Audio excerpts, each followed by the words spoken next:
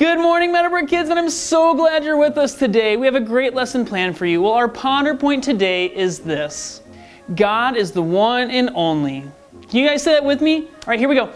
God is the one and only.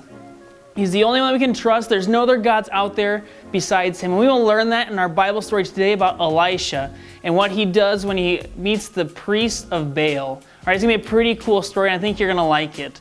Okay, but before we do that, I want to go over our memory verse. All right, this is our memory verse for the month of January, and it is this. It is, Jesus answered, "It is written, worship the Lord your God and serve him only." Luke 4:8. All right, this is a great God. It goes right with our ponder point in our lesson today, and you guys are going to love it. Well, before we get into our lesson, we're going to play a game, and we're going to have a snowflake race, all right? Make sure you pick the right one. Make sure you pick the left, the center, or the right. All right, pick right now.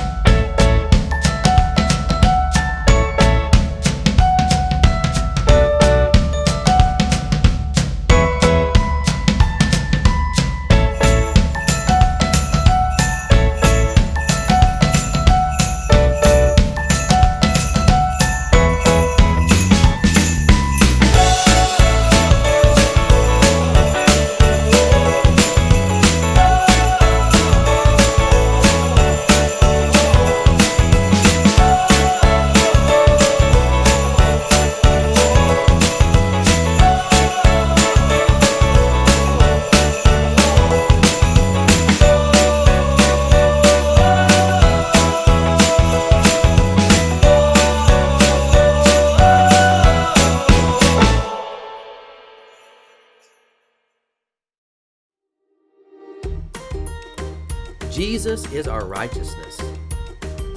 God keeps his promises. God's Son brings peace. God honors faith. God inspires worship. God is trustworthy. God is the one and only. God awakens us. God rescues. God is real. God is always at work. God restores. God is Lord of the harvest. The master builder, God's hand at work. Have you ever cared for a plant? I have a plant back here. Hold on just a second. To get a plant to live, it has to be watered. And for them to grow and to be beautiful, wonderful things that you want to put in your house or maybe have around your yard, but they have to have water. And you see, that leads us to today's big God story. You see, just like that plant, the people of Israel had leaders that were supposed to help them grow. And it was supposed to help them worship God in ways that God had placed before them, the rules and ways that they could honor God. And it just wasn't happening. In our story about a king, his name was King Ahab. And he had a wife, and her name was Jezebel. Can you go, boo? These guys were not good people. And in fact, they had led the people of Israel to worship false gods. gods that weren't real. And they had abandoned the one and only God to worship Baal, not only for themselves, but leading the people of Israel to do the same. And you see, God had seen this, and he knew that it was wrong, and he knew that worshiping false gods were going to hurt the people of Israel. So he sent a drought, and that's a big word to say it hadn't rained, for 3 years exactly. And Elijah wanted the people to know that God was in control, and he was the one and only God. So in the 3rd year of the drought, remember, no rain, God sent Elijah to the king and said, listen, you're not worshiping God. You're leading the people to worship false gods. So we're gonna have a test, or a contest, if you would. And I'm gonna worship my God, the one and only God. And you have your prophets worship that false god, Baal, that not real God.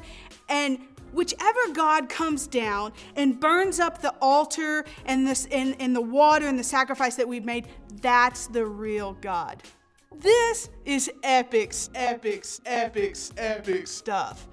I mean, you've got hundreds of prophets of Baal, right? Wanting to prove that Baal is a real God. He's really not.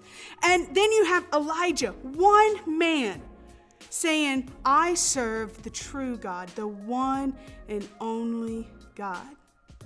So they go up this mountain, Mount Carmel, and he says, you know what, you go first. And so the prophets of Baal, they build an altar, and they dance and they sing, and they're calling on Baal to come and to burn up the altar. He doesn't do it. In fact, it's hours and hours of them. And at one point, Elijah's even making fun of them a little bit, because Elijah knows that there's only one true God. And that's the God of Israel. That's the God that he served.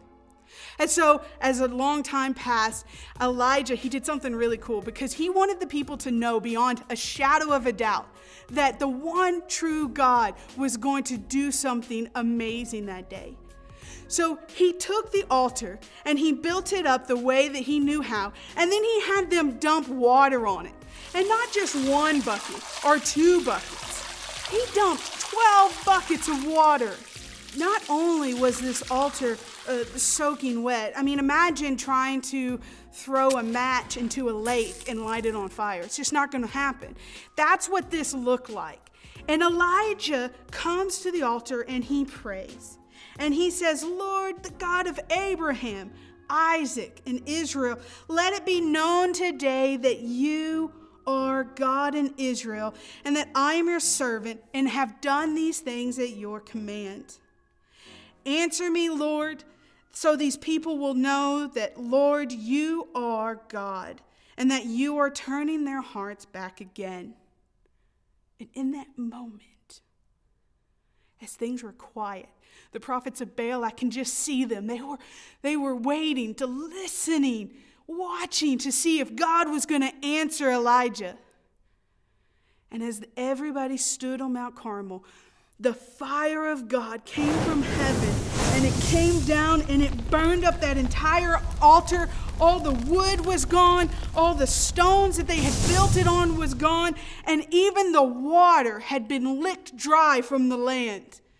In that moment, God had proven to the people that Baal was a false god.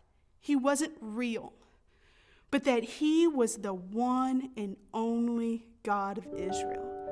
And he wanted them to turn their hearts back to him. And so today I want you to remember, there's going to be a lot of things in life that try to distract us from what God wants for us, that are going to try to take us away from even worshiping him. How many times have you gotten home from school, then you had soccer practice, and you had to do homework, and it's 8 o'clock at night, and you're like, I haven't read my Bible today. If we're not paying attention, we can allow simple distractions that are not bad, but if we allow them to take us away from God, we can find ourselves moving further and further away from him. So maybe you need to take time today to remember who you serve, the one and